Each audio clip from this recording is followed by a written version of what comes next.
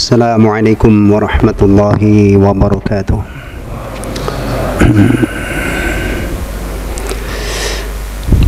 Bismillahirrahmanirrahim. Alhamdulillahi rabbil alamin. Wal aqibatu lil muttaqin. Wala udwana illa 'alal zalimin. Wa asyhadu an la ilaha illallah wahdahu la syarika lah. Ilahul awwalin wal akhirin wa qayyumus samawati as-sab'i wal aradin. Al-fardus samadul ladzi lam yalid wa lam yulad wa lam yakul lahu kufuwan ahad. Wa asyhadu anna Muhammadan 'abduhu wa rasuluhu wa habibuhu wa khaliluhu al-hadi ila siratin mustaqim wad-da'i ila dinin qawim. Sallallahu alaihi wa ala alihi wa azwajihi wa dhurriyyatihi sahabatihi wa man tabi'ahum bi ihsanin ila yaumiddin, amma ba'd. Ikhwatal iman, jamaah sekalian rahimani wa rahimakumullah. Alhamdulillah,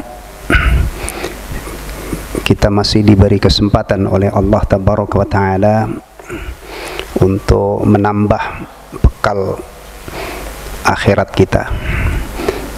Dan alhamdulillah, kita juga masih diberi kesempatan oleh Allah untuk melanjutkan telaah kitab Mukhtasar Syu'abil Iman.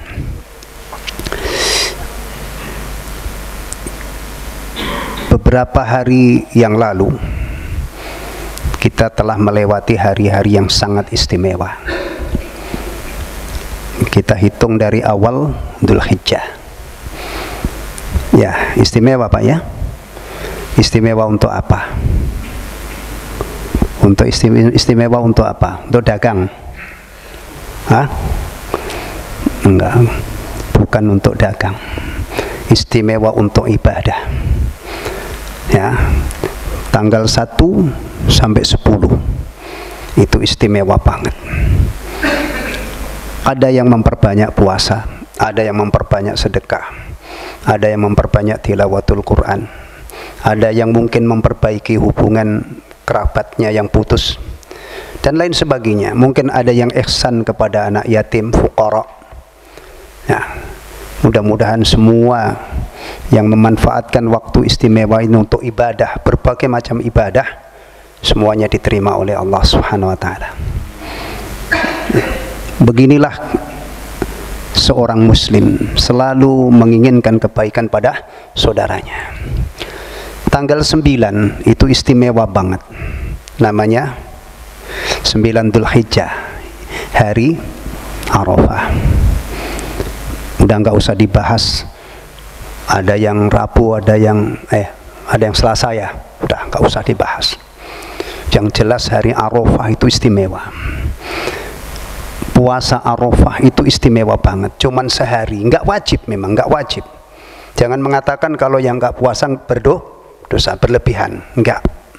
Tapi Rasulullah SAW mengkhabarkan fadilahnya itu sangat menggiurkan. Apa? Puasa Arafah fadilahnya apa? Menghapus dosa-dosa setahun yang lalu dan akan datang. Puasa cuma sehari. Kalau ada yang mengatakan masuk akal enggak sih? Masa puasa sehari ganjarannya segitu besarnya? Jawabnya gimana? Masuk akal. Kenapa? Rasulullah mengkabarkan itu. Kan ada orang yang mengatakan masuk akal enggak sih, masa cuman mata kaki tutup kain saja masuk neraka? Masuk akal. Kenapa Rasulullah mengkabarkan itu? Beragama itu mari kita bangun dengan membenarkan apa yang dikabarkan oleh Rasulullah SAW. Yang berpuasa mudah-mudahan dapat ganjaran puasa. Yang tidak berpuasa karena udzur, dia pengen puasa tapi sakit misalnya, juga mudah-mudahan dapat ganjaran puasa Arafah. Yang dia pengen puasa tapi dia ada udzur syar'i, pas hari itu dia safar, kemudian masyaqqah banget, akhirnya dia tidak bisa puasa. Saya doakan juga mudah-mudahan dapat ganjarannya. Nah, kok kita berani mendoakan seperti itu? Rasulullah mengkabarkan seorang muslim itu kalau dia sakit atau safar, maka amal-amal soleh yang dilakukan di saat sehat dan di saat mungkin tetap ditulis untuknya. Alhamdulillah.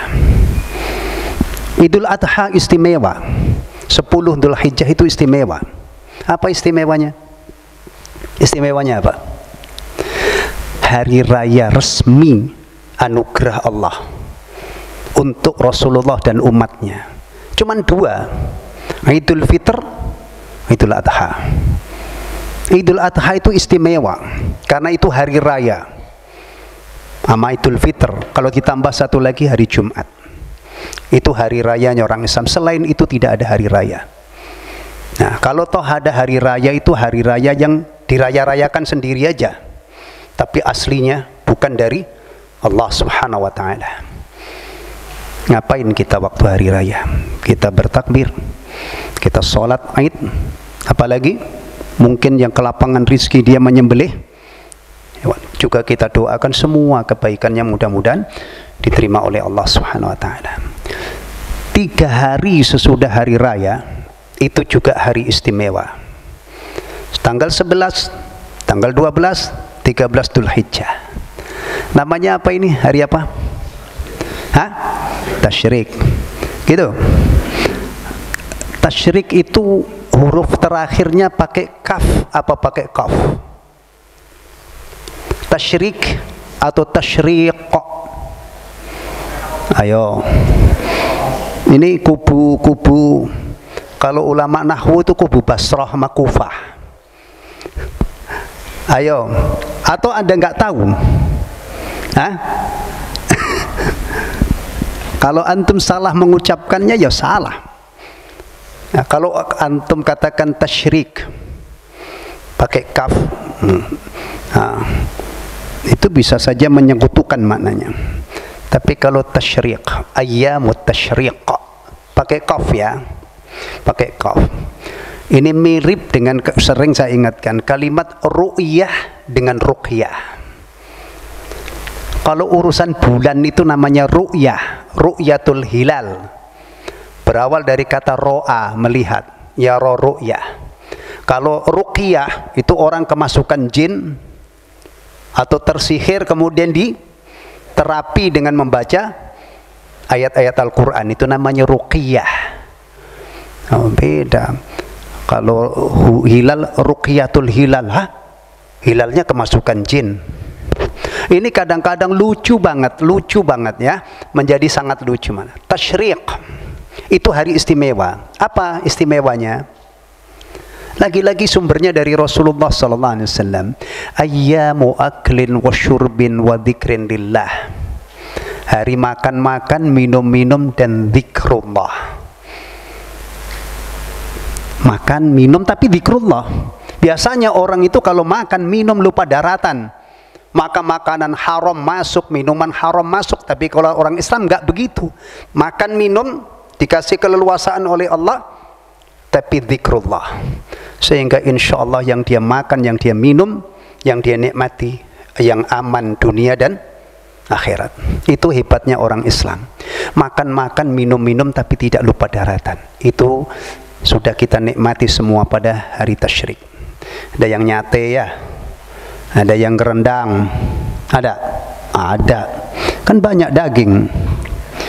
Dan juga ada takbir muqayyad. Selama 3 hari itu kalau habis sholat fardu, takbir muqayyad, Allahu Akbar Allah, dan seterusnya. Alhamdulillah kita sudah makan, minum, dan juga takbir. Ini juga tabungan. Kenapa dinamakan hari tasyrik? Ini orang-orang yang belajar itu mestinya ilmunya di atas rata-rata. Ya, yang biasa ngaji-ngaji di masjid itu pengetahuannya itu mestinya di atas rata-rata. Kalau kita ngaji tapi pengetahuan kita sama dengan orang yang nggak ngaji, itu hitungannya rugi. Jadi kenapa dinamakan hari tasyrik? Ada banyak pendapat. Satu yang saya ingat, itu ada kaitannya dengan timur. Timur itu adalah terbitnya matahari, sumber panas. Ya, tasyrik karena orang-orang mendendeng, menjemur daging pada hari-hari itu. Kemarin menyembelih kurban kan, Kan yang berkorban itu boleh menikmati, kemudian sepertiga disedekahkan sepertiga dan disimpan sepertiga. Nah, nyimpannya di zaman dulu itu ngandalkan panas matahari. Namanya apa itu, Pak? Dendeng. Kalau sekarang mah nggak usah, masukin freezer ya, tahun depan masih layak dimakan insyaallah. Itu salah satu alasan kenapa dinamakan hari tasyrik, karena orang itu pada menjemur. Jemur itu pasti menghadap ke apa? Timur, karena matahari, maksudnya sumber panas matahari itu terbit dari timur. Wallahu ta'ala alam. Tapi masih banyak alasan yang lain yang lebih ilmiah sebenarnya. Ini juga ilmiah, tapi maksudnya masih ada penjelasan-penjelasan lain. Tayyib, sudah lewat semua ya? Sudah lewat semua? 10 hari Dzul Hijjah sudah lewat. Hari Arafah sudah lewat. Idul Adha sudah lewat. Hari Tasyrik sudah lewat. Berarti sudah nggak istimewa dong. Nanti dulu. Ini masih hari-hari istimewa. Kenapa?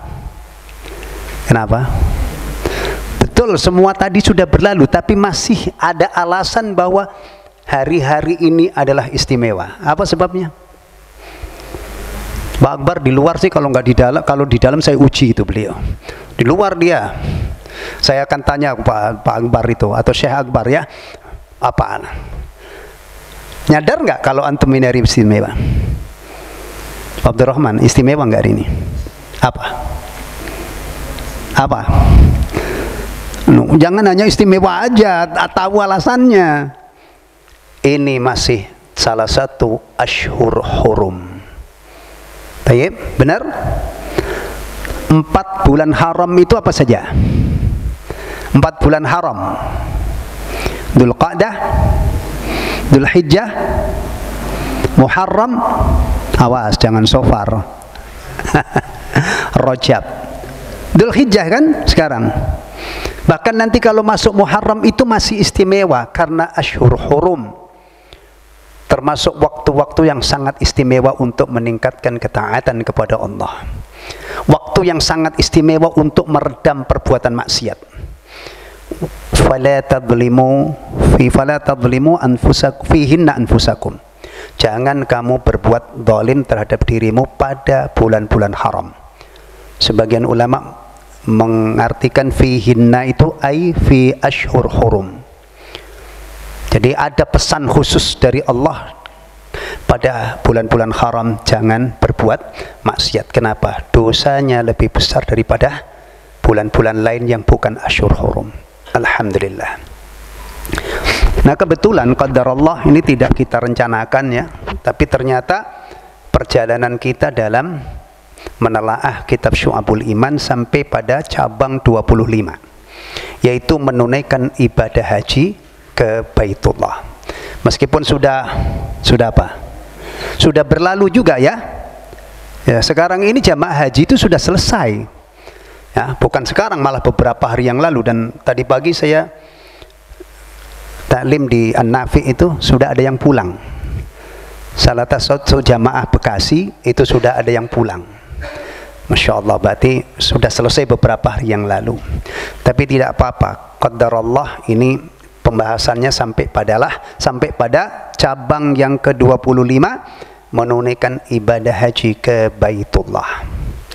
Ikhwatal iman rahimani wa rahimakumullah. Sebelum kita telaah lebih lanjut, kita fokus dulu apa itu haji.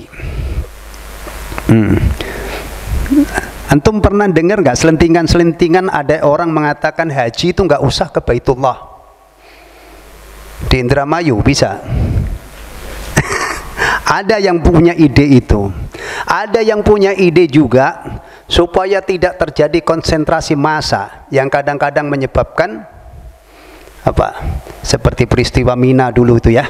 Nah, maka haji itu waktunya jangan terkonsentrasi di bulan Dzulhijjah. Gimana ini? Biasanya begini nih orang-orang cerdas loh.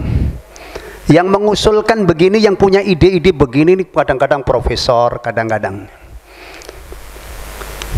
Bayangkan kalau umat Islam nggak paham haji, ya, pasti sangat mudah menerima ide-ide seperti ini. Atau setidak-tidaknya dia anggap tidak apa-apa. Ya, setidak-tidaknya kalau orang itu tidak paham mahwal hajj, apa yang dimaksud dengan haji, definisinya secara ilmiah, maka sangat mudah menerima ide-ide seperti ini. Apalagi kalau cuma dengan pendekatan akal, iya kan? Ngapain haji sampai berjubel-jubel, ada potensi meninggal. Bagus memang itu kalau disebar setiap bulan ada pelaksanaan. Gimana itu? Begini ini ide cemerlang. Begini ini kita harus terima sebagai hasanah ilmu. Orang-orang yang sesat-sesat sekarang itu galakan dia daripada yang benar. Orang sesat dinilai ini menyimpang, ini salah. Jawabannya kamu yang kurang literasi. Kamu yang kurang banyak membaca buku. Masya Allah. Keren-keren amat nih orang sekarang. Ya. Ada orang baca semua buku, tapi tidak bisa membedakan mana yang hak, mana yang batil. Orang ini baca buku, tapi tidak punya kemampuan untuk membedakan antara hak dan batil. Ditampung semuanya. Baca sedikit ajaran Islam, baca sedikit ajaran agama lain, simpulannya semua agama sama. Masya Allah. Ya. Pendapat-pendapat yang menyimpang dalam satu masalah gitu ya. Quran itu kalamullah. Kalau ada orang mengatakan Quran itu bukan kalamullah, ini masalah besar. Akhirnya ditampung juga. Ada yang mengatakan Quran bukan kalamullah, itu enggak masalah. Yang meyakini Quran kalamullah, ya kalau kita ngumpulin pendapat mas semua ada. Ya. Banyak dalam satu masalah itu banyak pendapat. Tapi mana yang benar, mana yang menyimpang, mana yang masih dalam konteks yang harus kita terima dengan lapang dada. Termasuk haji mulai dikutak-katik. Maka mari kita telusuri satu persatu apa itu haji. Di sini ada penjelasannya ya, halaman 86, catatan kaki nomor 47. Para ulama berbeda pendapat mengenai haji menurut bahasa.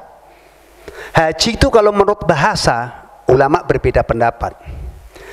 Kemudian yang berbeda pendapat ini ulama-ulama apa? Aslinya ya ahli bahasa.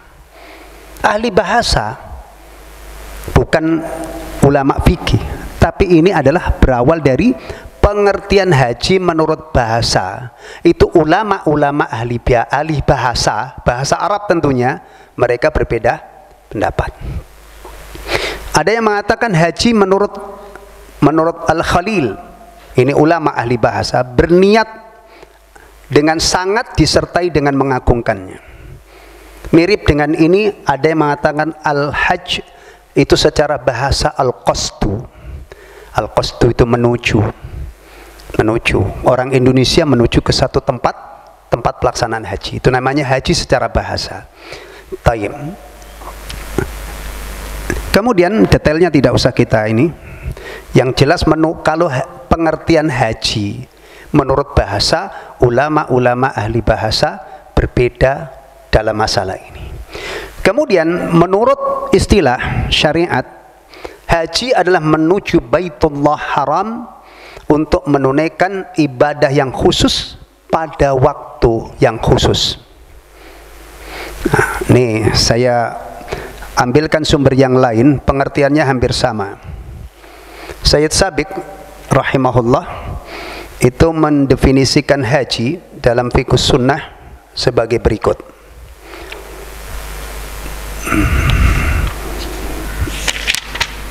Beliau mendefinisikan mirip dengan tadi ya. Al-hajj huwa qasdu Makkah, berangkat menuju Makkah, li ada'i ibadati tawaf was-sa'yi wal wukuf bi Arafah, untuk menunaikan ibadah tawaf, sa'i, wukuf di Arafah wasairil manasik, dan semua manasik haji. Istijabatan li amrillah, untuk memenuhi perintah Allah, karena haji itu diperintahkan oleh Allah. Wa batigha'a mardhatih, dan untuk mencari keridhaannya. Intinya Definisi haji secara syar'i itu ada 3 hal. Pertama, tempatnya, ya, pergi qasdu Makkah, Baitillahil Haram. Yang kedua, manasiknya. Yang ketiga, waktu. Ikhwatal iman, perhatikan. Jadi kalau misalnya ada orang mengatakan, punya pendapat, orang Islam punya pendapat haji itu nggak usah ke Mekah, ini sudah otomatis. Pemahaman seperti ini tidak mungkin kita benarkan, karena tempat pelaksanaan haji itu adalah di Makkah, di tanah haram. Atau misalnya orang ini mengatakan benar haji itu ke Baitullah, tapi tidak usah melakukan manasik tertentu, apalagi kalau yang ditinggalkan itu bagian yang sangat pokok. Ada orang haji ini misalnya mengakui bahwa tempat pelaksanaannya di Mekah, tapi dia tidak mau wukuf. Padahal Rasulullah bersabda al-hajju Arafah.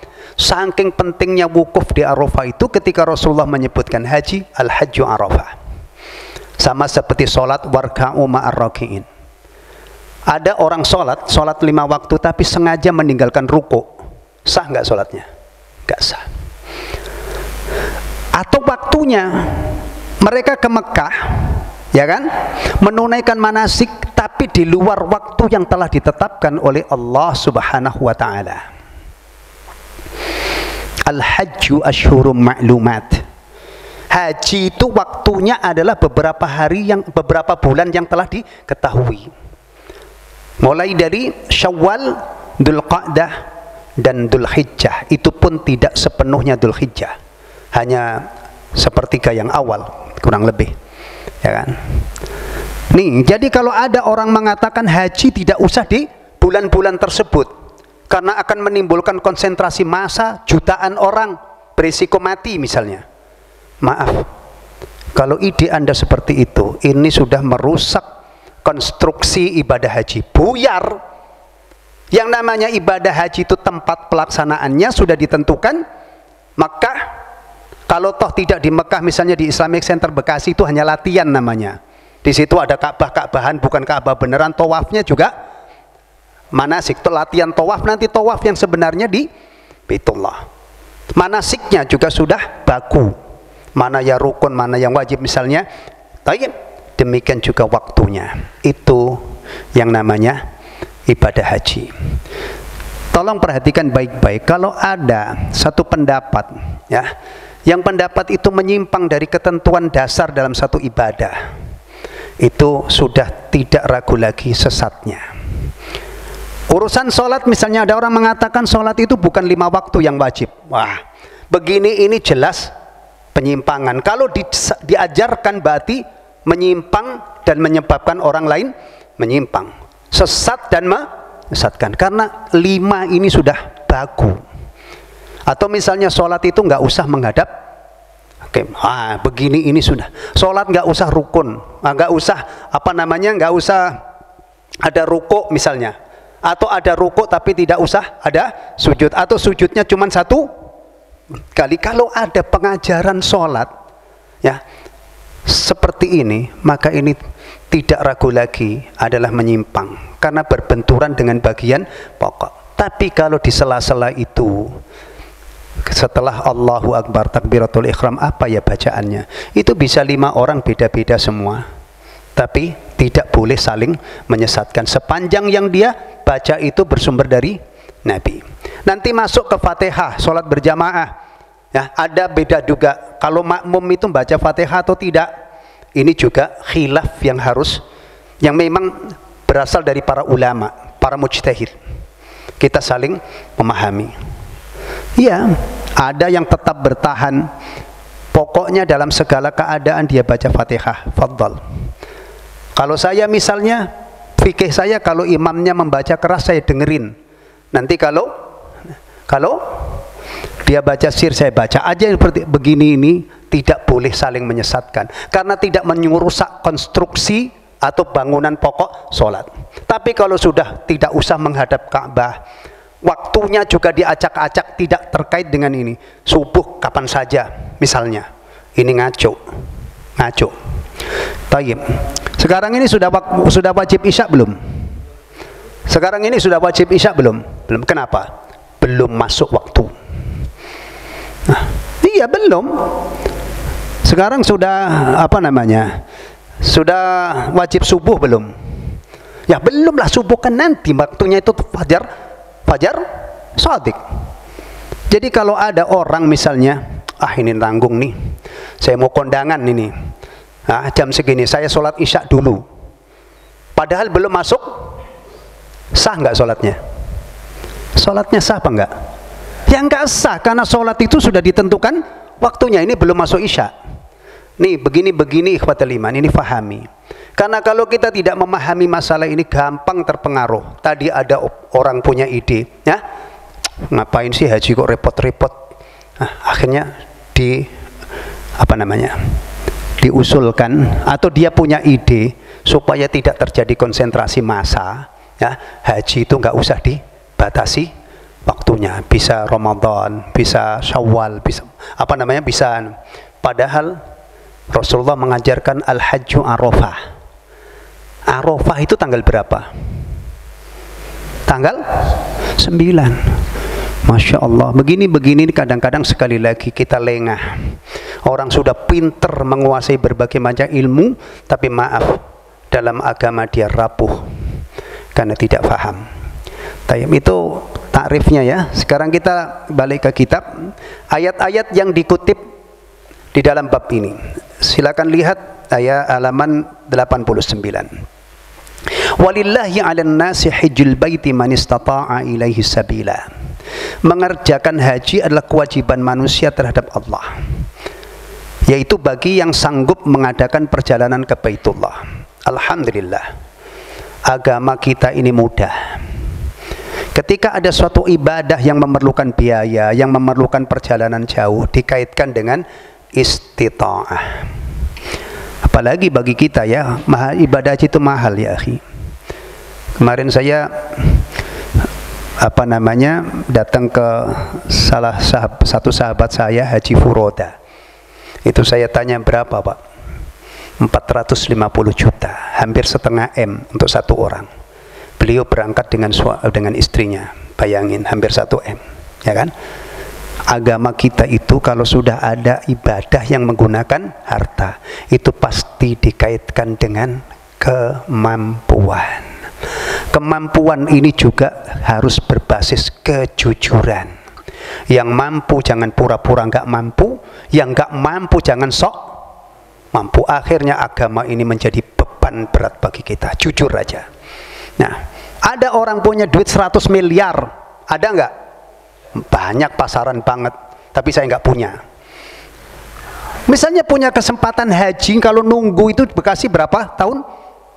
Berapa tahun? 20 ya, dia udah nggak betah. Apalagi umurnya 60, kayak teman saya itu. Kalau saya ngikutin antrian bisa saja saya mati duluan. Dia gelontorkan hampir 1 M, dia berangkat. Nggak apa-apa. Orang dia masih punya banyak MM yang lain masih begini, ya kan?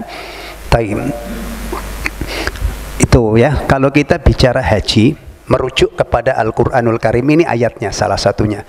Walillahi 'alan nasi hajjul baiti man istata'a ilaihi sabila. Kemudian ini disempurnakan dengan sunnah Nabi.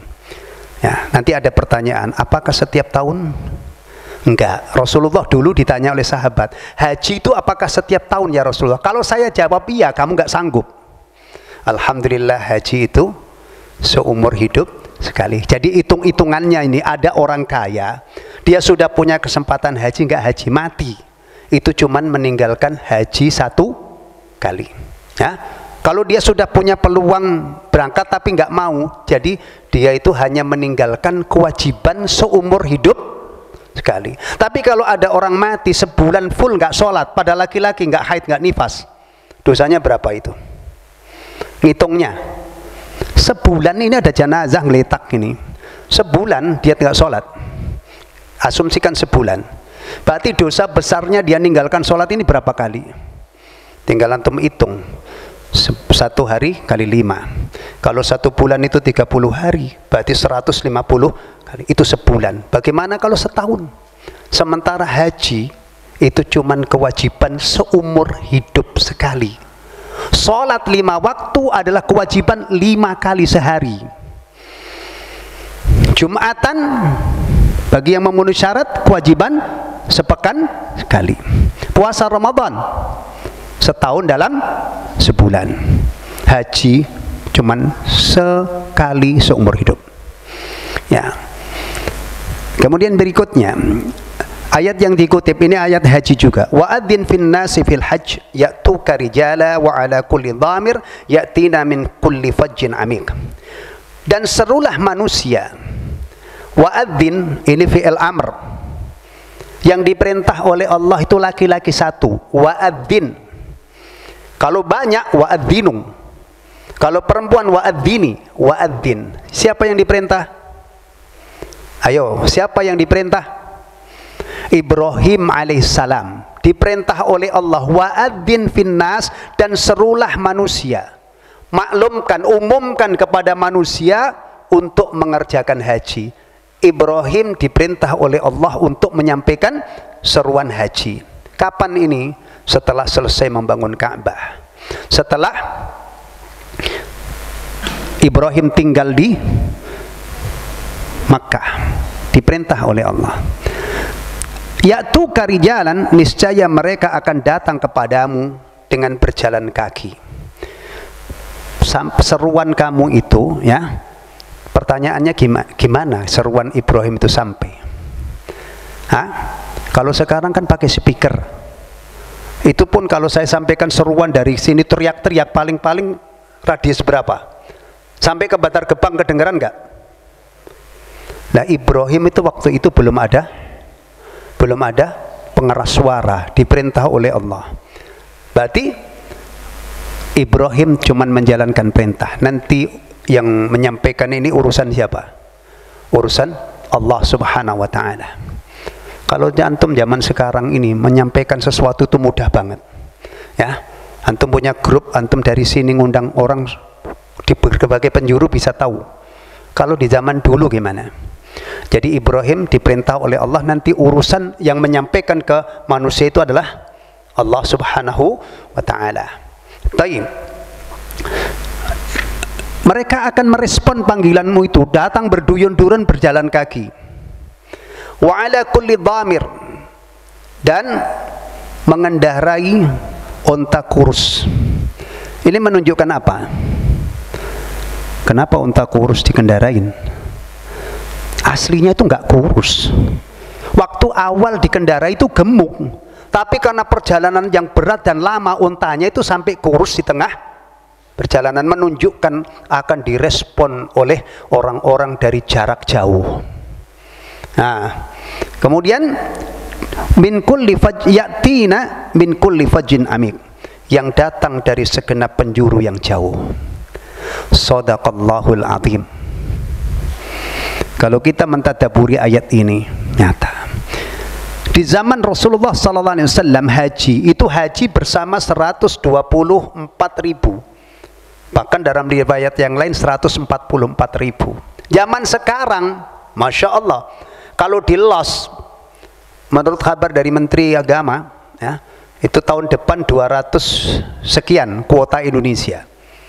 Itu pun masih menyisakan sekian banyak yang ngantri kan? Karena kalau seandainya yang daftar sekarang tuh semua diberangkatkan gitu gimana? Nah, nggak sanggup. Pemerintah Indonesia nggak sanggup, tuan rumahnya nggak sanggup, maka dibatasin. Ini ayat benar-benar nyata kebenarannya, benar-benar nyata, ya kan? Sampai hari ini, masya Allah, respon tadi undangan siapa tadi? Ibrahim alaihissalam, luar biasa. Bahkan anak-anak yang kecil-kecil itu, yang belum balik, itu sudah banyak didaftarkan oleh orang tuanya. Daftar sekarang usia 6 SD, daftar tunggunya 30 tahun. Anak 6 SD berapa umurnya, Bang? 10 tahun misalnya, 12. Nanti berangkatnya dia umur 36 tahun. Di wilayah tertentu itu ada daftar tunggu sampai 30, luar biasa. Nah, antum kalau ingin memberi argumen tentang kebenaran Al-Quran gitu ya, itu ambil yang mudah-mudah saja.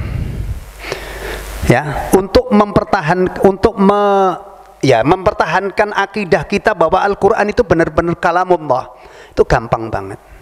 Misalnya orang-orang yang tidak percaya Al-Quran itu ditantang, silahkan buat Al-Quran yang semisal itu sepadan, diturunkan lagi 10 surat, diturunkan lagi 1 surat. Mereka itu sangat bernafsu ingin menghilangkan Al-Quran, tapi nyatanya mereka juga tidak bisa menjawab tantangan ini. Berarti Al-Quran itu asli. Musuh-musuh Allah itu bencinya sama Al-Quran luar biasa, tapi mereka tidak bisa membuat karya yang menggantikan Al-Quran meskipun hanya 1 surah. Dan itu ditantang jin dan manusia, silakan berkolaborasi, tidak akan bisa. Kalau ini terlalu berat bagi sebagian orang. Allah berfirman, wa rafa'na laka dzikrak, dan kami akan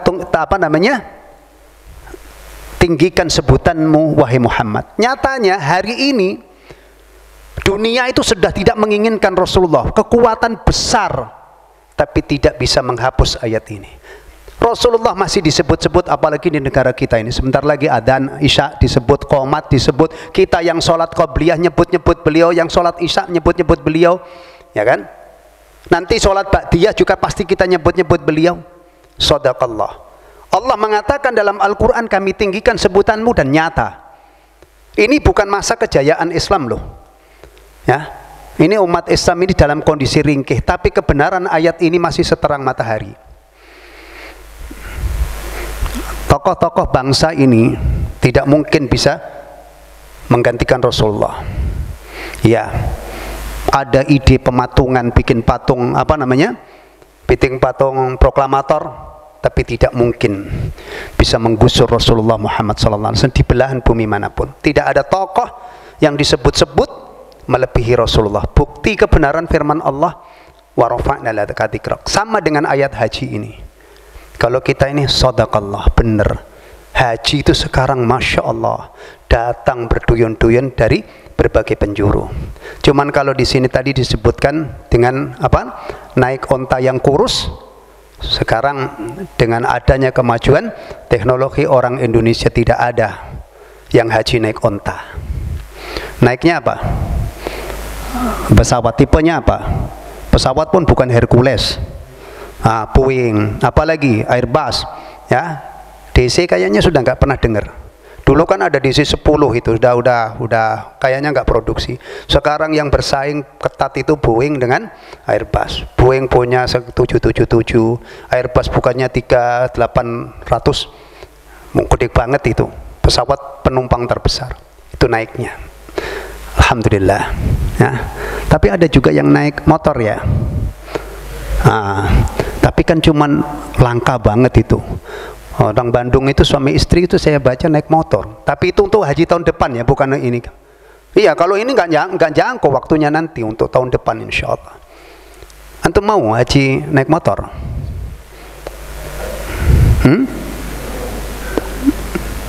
Kayaknya pesimis, nggak sampai sana ya. Dan nggak tahu rutenya juga kemana. Ya udah daftar aja naik motor mabur, naik pesawat. Tayyib.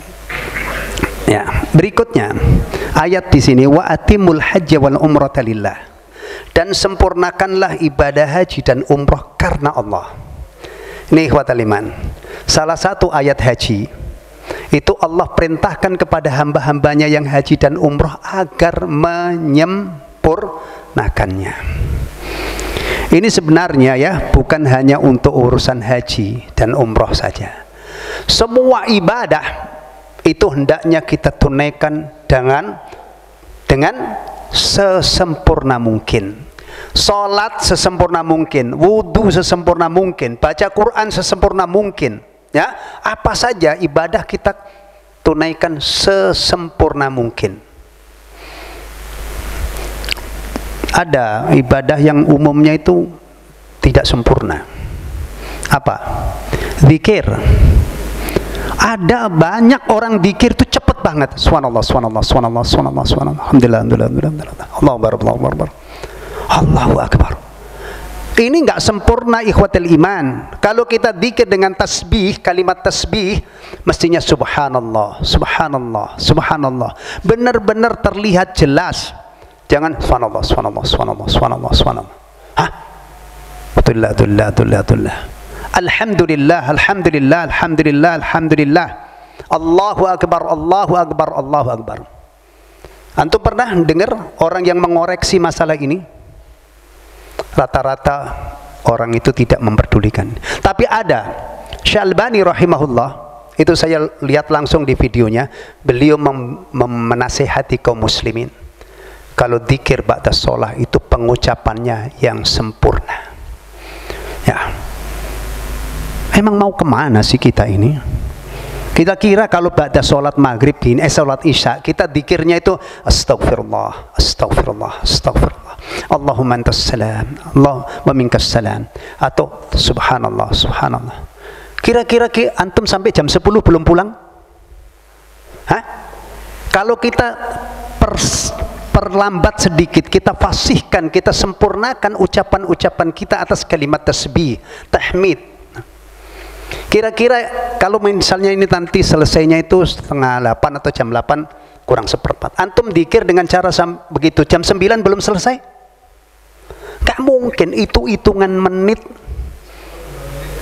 Tapi kadang-kadang kita itu memang, perhatikan, kalau di sini tadi perintahnya wa atimul hajja wal umrata lillah, itu kan, ini untuk urusan haji karena kita sedang membahas haji.